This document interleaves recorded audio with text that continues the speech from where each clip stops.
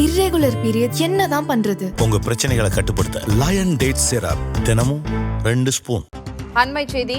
அதிமுக விவகாரம் தொடர்பாக இன்னும் சற்று நேரத்தில் தீர்ப்பு வழங்கப்படவிருக்கிறது. அதிமுக உட்கட்சி விவகாரம் தொடர்பாக விசாரணை நடத்த தேர்தல் ஆணையத்திற்கு தடை விதித்த விவகாரத்தில் தீர்ப்பு இன்னும் சற்று நேரத்தில் வாசிக்கப்பட உள்ளது. முன்பாக அதிமுக உட்கட்சி விவகாரம் தொடர்பாக விசாரணை நடத்த தேர்தல் ஆணையத்திற்கு தடை விதிக்கப்பட்டிருந்தது.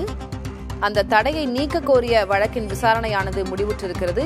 இன்று அந்த வழக்கின் தீர்ப்பு வழங்கப்படுகிறது. தேர்தல் ஆணையத்திற்கு விதித்த தடையை நீக்க கோரி முன்பாக ரவீந்திரநாத், புகழேந்தி ஆகியோர் தரப்பில் மனுக்கள் தாக்கல் செய்யப்பட்டிருந்தன. அந்த மனுக்கள் மீதான விசாரணை நிறைவுற்றிருக்கும் நிலையில் இன்றைக்கு அதன் தீர்ப்பு வெளியாகிறது.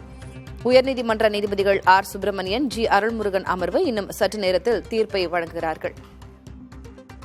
கூடுதல் விவரங்களை வழங்குவதற்காக செய்தியாளர் சுப்பையா இணைந்திருக்கிறார். சுப்பையா, இந்த வழக்கு கடந்து வந்த பாதை குறித்து விவரிங்க. தீர்ப்பு எப்போது வழங்கப்படுது? சரியாக 10:30 மணி அப்படின்னு சொல்லப்பட்டது. தீர்ப்பு வாசிக்கப்பட்டிருக்கிறதா? என்ன விவரம்?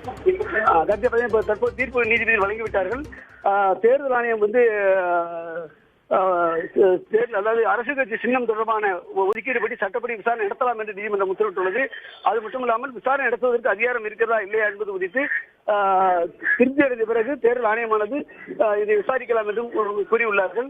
அது மட்டுமில்லாமல் தேர்தல் ஆணையத்துடைய உத்தரவுக்கு தடை கோரிய பழனிசாமி மனு தள்ளுபடி செய்யப்பட்டுள்ளது. அதே போன்று புகழேந்தி, ஓ பன்னீர்செல்வமுடைய மகன் ரவீந்திரநாத் ஆகியோர் தாக்கல் செய்த மனுவை ஏற்றுதான் இந்த தடையை நீக்கி உத்தரவிட்டுள்ளனர். இதன் மூலம் தேர்தல் ஆணையமானது தனது விசாரணையை சுதந்திரமாக நடத்தலாம் என்ற ஒரு முடிவு எடுக்கப்பட்டுள்ளது. இது தொடர்பாக நீதிபதி தற்போது தீர்ப்பை வழங்கியுள்ளனர்.